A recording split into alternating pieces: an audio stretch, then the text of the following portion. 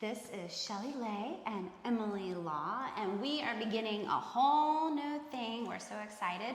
Every week we're going to do a deep dive into some type of health issue, interest that is maybe you're seeing on Facebook or maybe you're reading about in the news, and we're going to go into the science and then how to apply anything that we think might be applicable for you. So just a little background on me. I'm a holistic movement coach and a nutritionist, and we both are just really passionate about fitness and health and nutrition, and that's why we are collaborating on this. That's right, Shelly. I think it's important to remember that we're all very unique and we all need different things, and we all start at different places and can aspire to different things as a result. That's important to remember. So as we're giving advice, always remember it might be just a little bit different for you. Okay, so podcast number 1, protein. Yay. Protein. Why does everyone talk about protein? They really do. Like, you just keep hearing nonstop about protein, right? Yeah, totally. It's a buzzword for sure. It sure is. Like, definitely in the health and fitness world. So why? Why are we hearing so much about protein right now, Em? Well, I mean, proteins are the building blocks because they're amino acids that are attached in long chains, and they're considered a macronutrient, which is basically something you need a lot of in your diet because it is so important in order to stay healthy. So it's like a nutrient, but you need like a macro amount. Macro, meaning like big. And they're also called essential amino acids because our body does not produce them on their own. Correct. You have to get these essential amino acids from your diet. So that's why it matters what you eat. It sure does. So proteins are essential in a lot of different ways. First of all, they help build muscle, and they're the building blocks of bones and cartilage. In fact, our hair and our nails are almost entirely protein. And protein helps to repair your body tissues and your muscle, and it uses it for all the repairs. And our body is in a constant flux of repair, especially if you exercise. Which is good. It also helps oxygenate your blood. There is a protein compound that carries oxygen throughout your body, helping supply your body with all the nutrients it needs. So protein is actually one of the important nutrients that help take all the other nutrients to your whole body. And in regards to digestion, about half the dietary protein you consume each day is used to make enzymes which aid in digesting food and helping to make new cells and body chemicals. Ooh, cool. It also plays a big role in regulation of hormones. So this is especially important during the transformation, during puberty, and then also as women enter menopause, it plays a really big important role in regulating those hormones as things go through fluxes. That's right. So another thing is protein helps you stay in shape. Yeah, it sure does. And one of the ways for that is it does speed up recovery. I kind of mentioned that before when we were talking about cellular repair. Reduces muscle loss. And I can never say that word properly. I Googled it and I listened to it to make sure I was saying it right. Sarcopenia means muscle loss, and this is a huge concern for all older adults actually. We have over the age of 30, you start losing your muscle mass at the rate of 3 to 5% a decade if you are not actively working against that. So if you strength train and you pay attention to your diet and your nutrition, it really makes a big difference in the retention of your muscles. That's why there's so much talk about lifting muscles right now. Lifting weights for muscles. And maybe you don't need to know that word or how to pronounce it, because hopefully you will start working on developing your muscles at this time. Yeah. Unfortunately, even when you develop it, like, you do lose a little bit, but that's why, like, over 40, over 50, it's like that fight. Hold on to it. Right. And you want to put a lot in your bank before that. And protein plays a huge role in the building of your muscles and your bones. Ooh, that sounds like another podcast for the future. Oh yeah, we're gonna go into muscles later. Protein helps to build lean muscle. Yes. and it helps to also maintain a healthy weight as well as curbing hunger. In fact, there have been many studies about how protein helps curb hunger, and protein, when added with fiber, also helps us keep us full longer. Oh, that's right, absolutely. You don't feel the urge to eat as much, and that helps your body keep your weight down while fueling your cells with the right nutrients they need. It actually can be, it's one of the secrets to weight loss is doing the high protein, high fiber.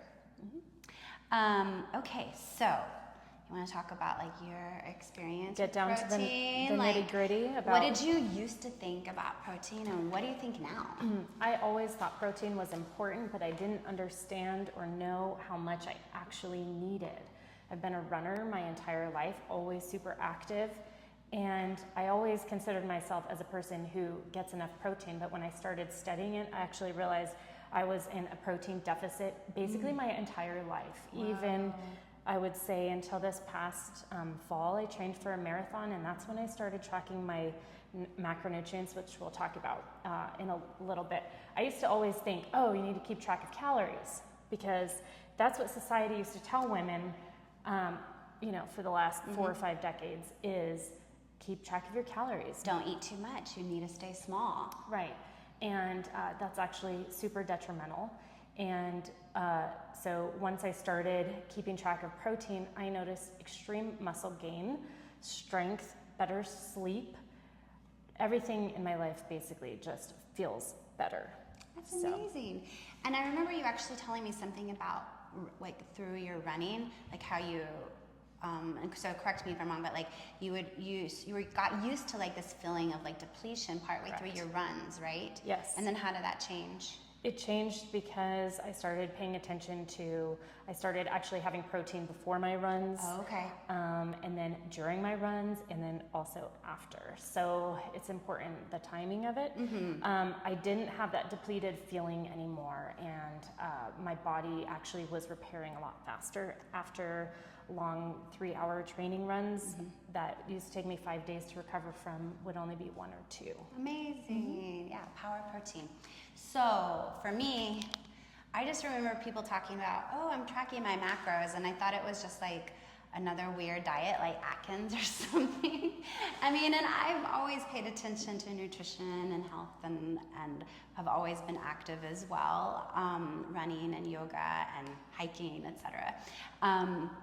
But when about 1.5 years ago, we both started, this whole fitness thing together, and like a recommitment to it.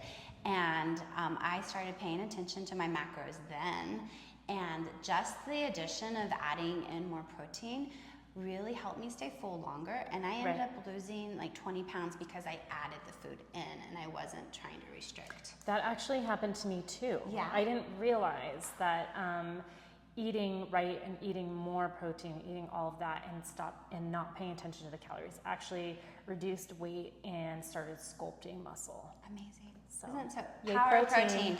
When we will talk about, maybe we'll talk about it now.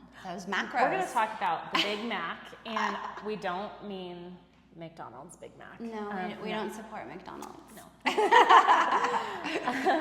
The only way to know how much protein you're getting is to actually track your macros. And you can do that very easily by downloading free apps to keep track of your macronutrients. Macros are short for macronutrients, and that would include protein, carbohydrates, and fats. All 3 are super important. So we're focusing on protein today, but we'll talk about the others a little bit more later. I always recommend that my clients, that when they're starting to look at their nutrients and starting to track, and there's a lot of different ways to track. You can actually track visually too, like this palm of your hand can be a serving of protein, usually about 20 to 25 grams of protein. When you start paying attention, either writing it down or taking a picture or putting it in the app, that's when you gain that education. And I always recommend starting with 90 grams. So my clients are shooting for 25 to 35 grams each meal. And so that by the end of the day, they'll have 90 to 100 grams of protein. And that's, for women that are active, that's generally a good place to start. It is, and if you can't remember all of that, well, 90 grams is actually pretty easy to remember. It's 30, a great 30, starting 30. place. Yeah. There is a school of thought of 1 gram of protein per gram of body or of weight. That's kind of what I go by mentally, just because that's how I learned it. But if I flex one way or the other, it's okay. So if I'm out of the window by 10 to 15 grams, that's okay. We're still at least made that 90 grams and then have room to go beyond that. Exactly. Now, if you're a lot smaller or you are sedentary, you need less, right? Because you need fewer calories overall as well. Absolutely. We're going to play factor fiction. Yes. Okay. Let's start with this one. Okay. Because this is a controversial topic. Factor fiction, Shelly. Vegans and vegetarians can't get enough protein without meat. That is fiction. Ding, ding, ding. So as a vegan or vegetarian, it is trickier to get the protein that you need, but definitely not impossible. Of course, it's easier for vegetarians because you can add in the eggs, you can add in the yogurt and the milk, and that makes it a lot easier. But in addition to that, of course, nuts are actually a fat, but they have a lot of protein. You also have beans, they have a lot of fiber, but also a lot of protein. You have quinoa, a lot of protein in quinoa as well. I like how you say quinoa. Quinoa. Quinoa. It's an ancient grain. And of course, too, you can add protein through protein powders, but it has to be good quality. And we can share resources like that. Yeah, well, we are putting together a PDF of all this information, and we'll have links to everything we talk about and then some. Okay, I have another question, Shelly. Okay, factor fiction. If you were paying attention, you could answer this. If you want to grow muscles, then you have to get adequate protein. Fact. That's right. If you don't get enough protein and you're expending lots of energy through exercise and daily life activity, you will not retain or build muscle. We already talked a little bit about that. Okay, I have one for you. Okay. If you want to have enough energy, you have to get adequate protein. Yes, fact. Definitely. I think that speaks for itself. I think that anyone who has been in a protein deficit and actually starts keeping track are going to feel and notice a change almost within a day or two. It's pretty amazing how much energy protein gives you. Yeah. If you want to get lean and cut body fat, you have to get adequate protein. Fact. Woo. Yes. And we went into that, and I think that is pretty cool. Okay, one more. As you get older, you actually need more protein to maintain muscle mass. That is true. That There's is a true. lot of new research that's pointing to the fact that as you get older, over 40, over 50, you need to up your protein intake because our bodies are not as good at absorbing the protein, so we need a little bit more. And then plus also, we're also battling sarcopenia, and you know, There's that word again. I used it again. That muscle loss, and so then the protein is extra important for that. Okay, great. Yeah. Shelly, why don't you share with everybody what a possible protein regimen would be for you on a daily basis? Of course, it's going to fluctuate, but like, what did you do? What did you have for breakfast today? What do you imagine you're going to have for lunch and dinner? That sort of thing. Okay, and if you want to include the other macronutrients in that, that's fine. Yeah, okay, thank you. Actually, I'll look at what I ate yesterday. So for breakfast, I had a cup of Greek yogurt, non-fat Greek yogurt with blueberries, and then just a quarter cup of low sugar almond granola, because I really like granola in the morning. I need some grains. And so the yogurt itself gave me about 9 grams of protein. And then I added in 2 scrambled eggs, and that gives you another 12 grams. So then that puts you over the 21 grams. And then, the nuts had a little bit, as well as the milk in my coffee. I always have coffee. Then for lunch, I had 2 slices of Ezekiel bread, which actually has a lot of protein in Ezekiel bread, which is, another vegan source there. Good job. And yeah, thank you. And I had avocado and salmon. So that I think that meal was like 35 grams because that's salmon, avocado, the Ezekiel bread has a lot of protein in there, and you also get the good fiber. Yeah. And then for dinner, I had beans with ground chicken and a little bit of corn, and I ate that on a corn tortilla with a little bit more avocado, just like a quarter of it. So, but the ground chicken, is like another 25 grams of protein. So. Right, you can start finding things like a can of tuna or, chicken is just a huge protein. Chicken breast is and shrimp.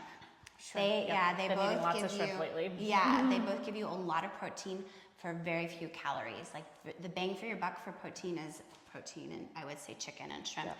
And then getting a can of tuna, like you said, just dump it on some salad, put some beans in there and some nuts. Like you are golden. It's like almost. It's like everything you need. Totally. Olive 100%. oil. Yes. So I would say that sounds like a very similar day of what I eat too. Okay. Yeah, like yesterday morning, every morning I always have at least 2 eggs, and then I had half a cup of black beans, which is the 10 grams of fiber too, plus 10 grams protein right there. Wow. Yeah, it's a lot. Amazing. Beans are amazing. And I always put some homemade salsa in there. So, and then after my workouts, I do a high quality protein shake with. I think I had pineapple yesterday in there. Yum. So that's that protein shake. Just 1 scoop's 25 grams of protein. Amazing. Lunch was a ton of chicken. I actually had 11 grams of chicken, and it was off the charts with protein, but my body I felt like I needed it. So that was probably like 40 grams of protein? Yes. Yeah, it was around there because after lunch I was already past the 90 grams mark. Amazing. And then I had that with rice for my carbs. And dinner I made salmon cakes just with canned salmon and some green onions and olive oil and cooked it up and put it with an avocado. So good. Very similar. Very fulfilling. I think that's what, it sounds rich, like we're eating, but it's fulfilling and tastes good. Yeah. And we're not, feeling like you have to reach for snacks all the time. And we're not cutting out food groups, right? No. We're just making sure that our calories are nutrient dense, right? Overall. Yeah. Absolutely. Cool. And I do have meal plans and recipes I give my clients too, and this stuff that's right in there. And they always have such good ideas that they do. In those recipes, like adding just a little bit of list. lime, a little bit of cilantro. For pop of flavor. Brown your almonds before you put them on top. Those delicious little things that add a lot. Absolutely. Okay. Well, I think one of the things we wanted to end with that it is important to listen to your body. And, I just mentioned that with the chicken that I had for lunch yesterday. I felt like I needed to eat a lot, and that's because my body was sore the last couple of days from some of the workouts that I did, and I just naturally felt like I needed it. So Very true. Listen to your body. Yes. You want to add anything about that? We talked you brought up a little bit of the timing of food and protein. I think we should do that in another podcast because I forgot I did actually have a little snack before my workout. Oh, right. Yeah, so I had a little protein bar, so that was another like 15 grams of protein. And then because I know and you should fuel your workouts, but we'll talk more about that later. But I think really listening to your body, when you start to experiment and track, that is when okay, I had 100 grams of protein and I was full of energy, or I had 100 grams of protein and I didn't feel good. You're starting to up your protein and you're not feeling good. What's missing? Yeah, exactly. So, really paying attention, and through tracking, you'll really get the data you need to understand what it is, why you feel the way you feel, right? I always look at it as it's not You're not counting these things like, oh, now I'm a good person. No, this is data for you to check in with yourself and see how you are feeling and how it impacts your body. And going back to the very beginning, talking about being unique, everybody's body is different. Everybody's body has different needs. Everybody metabolizes different, has different activity levels, has different goals. Right. And different goals. And you're starting in different places too, like, right? I also tend to have a high fat diet, but that works for the activities I do. It's healthy fats, but that goes along with the proteins that I'm taking. Where somebody else might look at that and think, oh my gosh, I can't have that much fat. Right. But what is it? Why does it work for you? Right. And so, you know, and I'm recommending the baseline in 90 to 100. If you are bodybuilding, you might need a lot more. If you're running marathons, you might need more, right? So it's, you know, just all about listening to yourself and getting that information for yourself. And that's why we're here, because we want to share this information that's so valuable to us, and it's very important that we are able to share that knowledge with others, because it's something that we're passionate about. Yeah, we've spent a lot of hours, days, weeks, months, years learning this, and we feel all people, all women should have this information too. So we hope you feel a little bit more empowered, and if you have any questions, feel free to reach out, drop a comment in the links if you'd like the PDF, and if you have ideas for what you want us to do a deep dive into next time. Because we'll be back. We'll be back. See you later. Bye.